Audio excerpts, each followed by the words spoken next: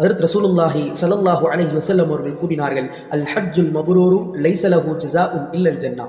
ஒப்புக்கொள்ளப்பட்ட ஹஜ்ஜினுடைய கூலியாக அல்லாஹ் ஜல்ல ஷானு வ தஆலா அதற்கு பகரம் அவருக்கு சுவனத்தை கொடுக்குகிறான், அவருக்கு சுவனத்தை கடமையாகுகிறான் என்பதாக நபி ஸல்லல்லாஹு அலைஹி வஸல்லம் கூறியவுடன் சஹாபாக்கள் கேட்டார்கள், யா ரசூலுல்லாஹ், அல் ஹஜ்ஜுல் மப்ரூர், ஒப்புக்கொள்ளப்பட்ட ஹஜ் என்றால் என்ன என்பதாக கேட்டவுடன் அதற்கு நபிகள் நாயகம் ரசூலுல்லாஹி ஸல்லல்லாஹு அலைஹி வஸல்லம் அவர்கள் கூறினார்கள், ஒப்புக்கொள்ளப்பட்ட ஹஜ் என்பது எவருடைய ஹஜ்ஜிலே இந்த 2 அமல்கள் இருக்குமோ அந்த ஹஜ் தான் அல்லாஹ்விடத்தில் ஒப்புக்கொள்ளப்பட்ட ஹஜ் என்பதாக கூறிவிட்டு ஸல்லல்லாஹு அலைஹி வஸல்லம் அந்த 2 அமல்களை கூறினார்கள். அதில் ஒன்று அவருடைய ஹஜ்ஜில் இத்ஆமு துஆம், அதிகமாக பிறருக்கு உணவளிப்பது.